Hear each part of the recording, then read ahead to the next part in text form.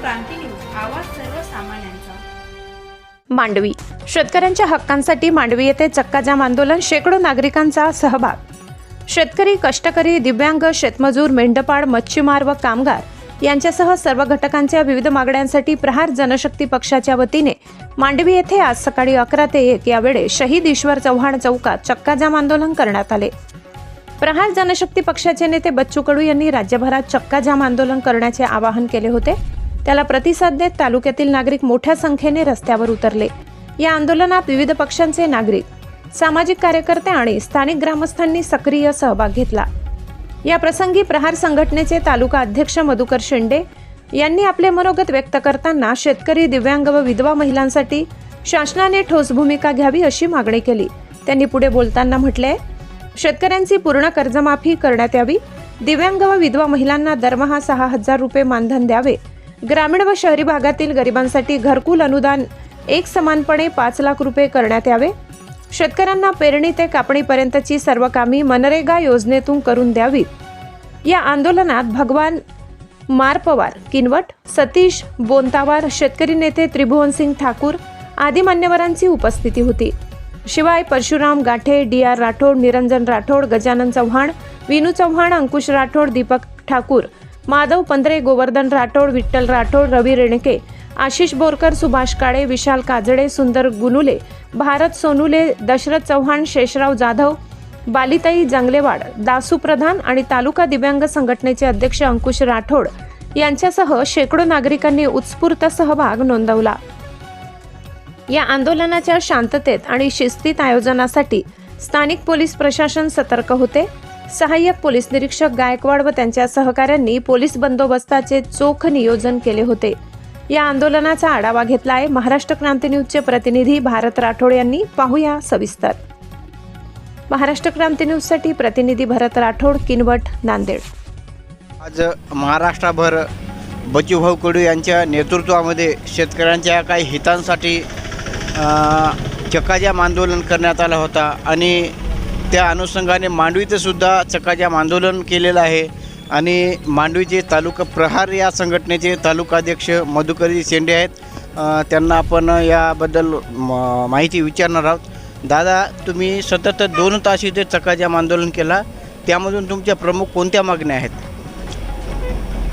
सुरुवातीला निवडणुकीपूर्वी मुख्यमंत्री साहेबांनी, देवेंद्र फडणवीस साहेबांनी शब्द दिला होता की शेतकऱ्यांचा 7/12 कोरा करणार म्हणून, आणि आज 1 वर्ष लोटत आहे तरी आत्तापर्यंत शेतकऱ्यांचा 7/12 कोरा तर नाही, परंतु कुठल्याच 1 रुपया कर्ज माफ झालेलं नाही आणि बँकवाले सतत शेतकऱ्याला परेशान करत आहे।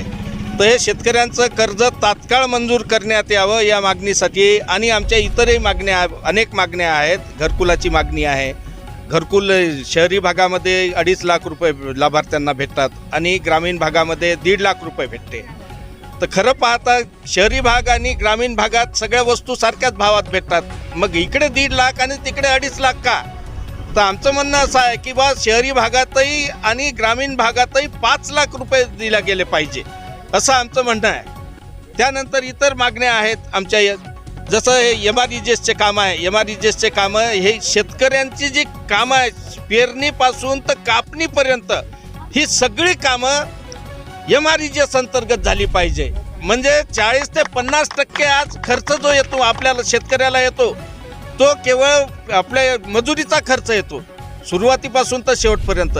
तर हीच कामं जर MREGS अंतर्गत शासनामार्फत जर शेतकऱ्यांना करून दिली तर शेतकऱ्याचा भार कमी होणार आणि शेतकऱ्याला पुन्हा कर्जमाफी मागायची वेळ येणार नाही।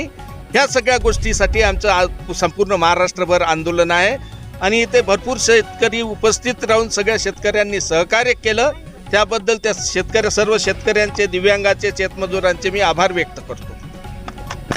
एवढा मोठा आंदोलन छेडूनही जर सरकारने तुमची मागणी मान्य न केल्यास तुमचा समोरची भूमिका काय राहणार आहे? समोर रस्त्यावर उतरू आम्ही, बच्चू भाऊसोबत अहोरात्र त्यांच्यासोबत राहू, नाही तर आत्मदहन करू मंत्र्यासमोर, विधान परिषद।